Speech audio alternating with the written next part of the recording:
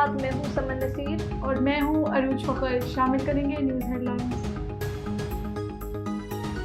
Lieutenant general Faiz Hameed کو فوجی تحویل میں لے لیا گیا. سابق DGI/SI کے خلاف کورٹ مارشل کی کارروائی کا آغاز. فیض حمید کے خلاف ٹاپ سٹی کیس میں شکایات موصول ہوئی تھی. سپریم کورٹ کے احکامات پر تفصیلی کورٹ آف انکوائری کی گئی. فیض حمید کے خلاف متعدد بے ضابطگیاں ثابت ہوئی. ریٹائرمنٹ کے بعد بھی متعدد بے ضابطگیاں سامنے آئی. آرمی ایکٹ کے دفعات کے تحت تعدیلی کارروائی شروع. پاک فوج میں خود احتسابی ایک کڑا، سخت، شفاف اور خودکار عمل ہے. قوم میں خود احتسابی کا عمل جاری رہتا ہے. جتنا بڑا عہدہ ہو اتنی بڑی ذمہ داری ہوتی ہے. لامحدود اختیارات رکھنے والے فیض حمید کو سیاسی واقعات میں کردار ہے. 9 مئی میں بھی ان کا کردار ہو سکتا ہے.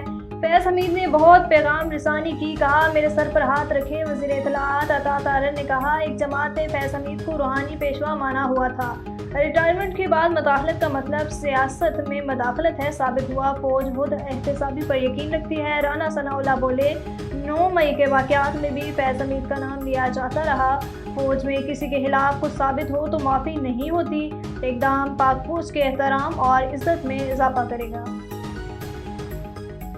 اور فیض حمید کے خلاف کارروائی فوج کا اندرونی معاملہ ہے. بیرسٹر گوہر کہتے ہیں فوج افسران کے خلاف اپنے طریقے سے ایکشن لیتی ہے. فوج جیسے چاہے کارروائی چلا سکتی ہے، سوال نہیں اٹھا سکتے.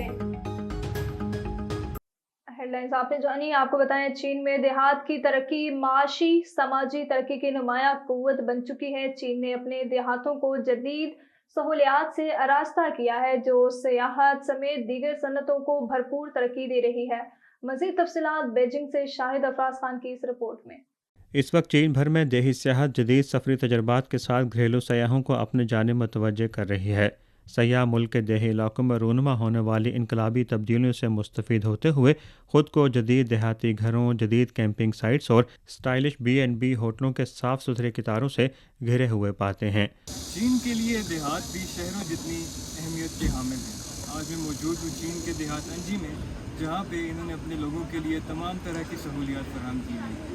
بات کی جائے اگر انٹرنیٹ کی، سڑکوں کی یا تمام طبی یا تعلیمی سہولیات کی، یہاں پہ سب موجود ہے. اور یہی ایک وجہ ہے جو مجھے لگتا ہے کہ چین کی اس کامیابی اور ترقی کا راز بھی ہے. سیاحوں کو اپنے جانب متوجہ کرنے والی خوبصورتی کے علاوہ دیہی سیاحتی مقامات جدید تخلیقی اور متنوع تفریحی سرگرمیوں کی ایک وسیع رینج بھی پیش کرتے ہیں جو دیہی سیاحت کو موسم گرما کی تعطیلات کے سیزن میں ملک بھر میں گھریلو سفر کی ایک نمایاں خصوصیت بناتے ہیں.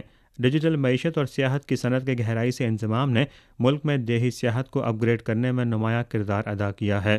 چین میں معروف آن لائن پلیٹ فارمز کے مابین ایک مشترکہ کوشش نے دیہی سیاحت میں ڈیجیٹل اضافے کا انیشیٹو وضع کیا ہے. ورلڈ ٹی وی، سب پہ نظر، اندر کی خبر.